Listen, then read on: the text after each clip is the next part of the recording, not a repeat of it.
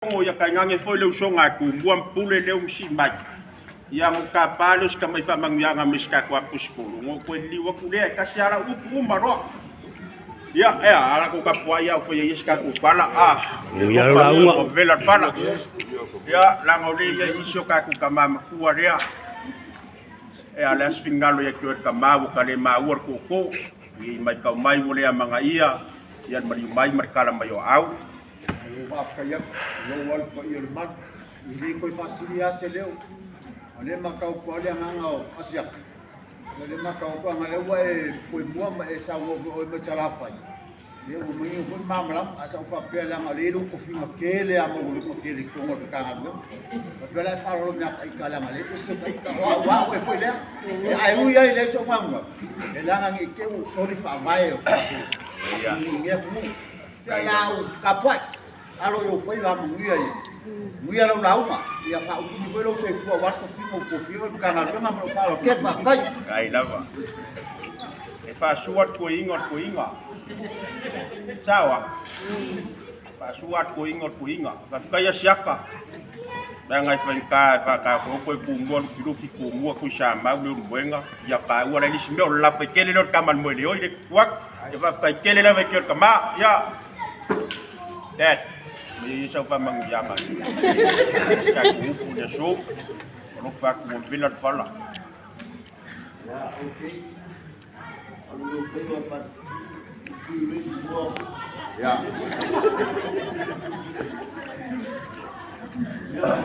Ay nama.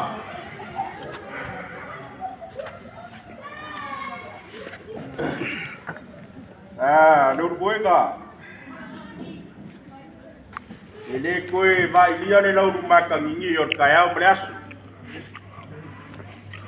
Ole kwa o yo mar kwa o koko samboa. O kele mawa mai le ke mi pauele sunga sua. Aro ke lo. Ile ma fai ngau ka mala sua I pai ia. Ela se la go ngai fa pe ole aka lolo ia pai o samboa. Mai ai longa sari fa lei sari fa ngai sari fa o mal ma pu se ia pa ia le mai ka lembo nga fangua le o se mumbo nga kanga alon a fa ia fa sa kala ya la ngai fa ka le sunga fa fa ngai ngai ya lak o le au nga kongu ngai ya so ma fa ka ku si fa inga ya yu po fa pe a sa boy ke le au longa maunga wau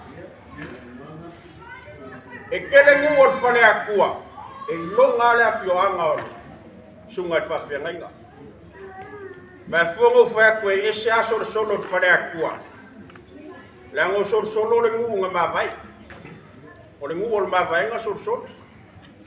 men ma vai nga leoka fa ka usau dang fa nga kongi poi ke dua kari konga yampu o le dua fa fale upolunga fo e mal vai muku Maku, fa peu por kabalo ya maku.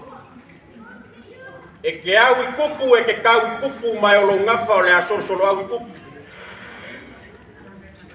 O maku lea mafanga uar kamo maku le lua. Maku le lua fanga ua le mafai punga. Ngausu ya ku ikonga makoe, mawalole o madi ko kau papa. Kama kau sile asa le kongi poi. O le lima maku e fa ko finga la lo fai ya. E longa le afioanga le la ngua kupu. Afe sa kala faluan o mala unga la feket o faluan la ko pule dia o pai o la fio ngar puntuau ini au sa kala wala va winga yo kenge fa di e kaua ya sa mor kenge kunga mai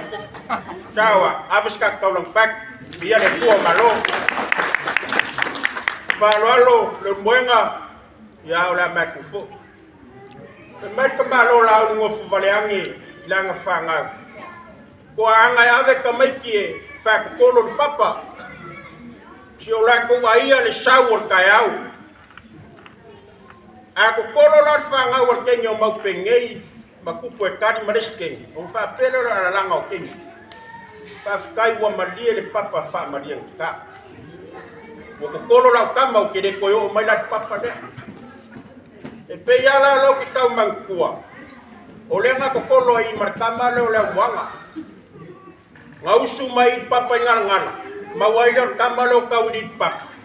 makama yang fakafet vayu momonga ngakakau ya ulam iya ile vayu fakafet ngakama kausala ama walunga lan faluan mereka ngafa samboa wamalia le papa fakor kor ngakama afa usulo ngafa ngamalia ile papa ngala wamalia ko so nga ulama malia le vayu fakafet kama kausala umakulunga yo umalaunga ngole suak kusunga ile aposkolo faafetai kele ala ko kuleda bawala ko fa so vau ka polole ko so fua watu kuingo tingile lo le ko fatkua bawala fa ko kanga ko susulu ya ide ka wilo ala sarkupu ide ka wilo ala sarkupu pamalo fe kala ngi yaso por kala me fa wan mawalunga ngi yaso ya ilong fa foi nga kangangi foi le lilo mayama amuiar ko e kalisia ele ukamai suafa yang ngaya kamaria lango le lupe chale ko ipo en fa lele mai ai ke wo sewe ko susu e o mai le solo olo chakanina lupe le chale ko ipo fa kaila o kausir kamalen kameki ba umaripongo kikyo kama ai nga fa balo ko susu lilo mayama kangangi foi ngo fa kula ka ko kalisia ya liwal wa singa fa kuluan ngai ku mawalau la ko fa fa le ko la sunga fa fenganga popo le ko mi sia sekeli ko kulu ile ola mal balos ya wa ki te fa yo lo fengai mala sunga ka yo kana wenga ya se ko fa fo i do kamba fa le nganga ko sunga la ko skolo ngangi fo la va kala le mawala ko fa le ko ka wa ve fina ngalo le ko ya le moya sa mo le ot kan fa ya kumua farkele ya yupo malo ya ayola la fakele ile lo fole kuwa pe ano fa ya kaunga ya fa ma ku shiva itwa u maro ya lo fa mai le ko ne ya to kwa mis ka te sa ma ka ku